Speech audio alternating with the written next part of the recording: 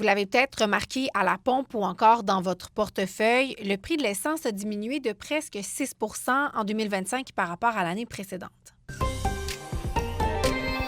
À Québec, le prix moyen du litre d'essence ordinaire était d'1,52 en 2025. C'est une baisse de près de 7,5 par rapport à 2024. Par contre, selon l'analyse des prix de CA Québec, il y a des automobilistes dans certaines régions qui paient toujours trop cher pour leur essence. Les prix à la pompe sont plus élevés dans certaines régions, comme Montréal et Laval, que dans certaines régions éloignées.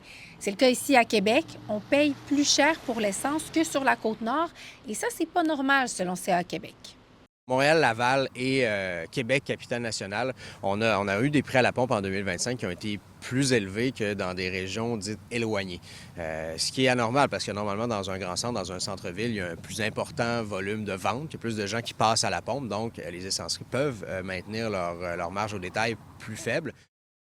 Depuis les changements aux règles de stationnement à l'Université Laval, la Ville de Québec remet entre 20 à 50 constats d'infraction par jour. Le règlement a été modifié l'automne dernier sur le campus. Il y a une période de grâce qui a été accordée pour les automobilistes, mais par contre, elle a pris fin. Résultat, il y a de nombreuses contraventions.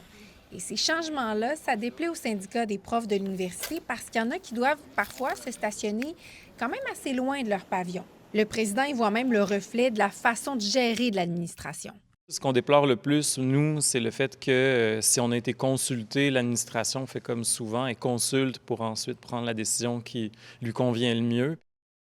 Des policiers de Québec confisquent du matériel stérile de consommation à des personnes en situation d'itinérance ou encore de très grande précarité, et ce, malgré des recommandations contraires de la Direction régionale de santé publique. Cette pratique-là, c'est dénoncée par la clinique Droit de cité qui les accompagne. Je vous invite à consulter l'article complet de David Rémillard sur l'appli RC Info.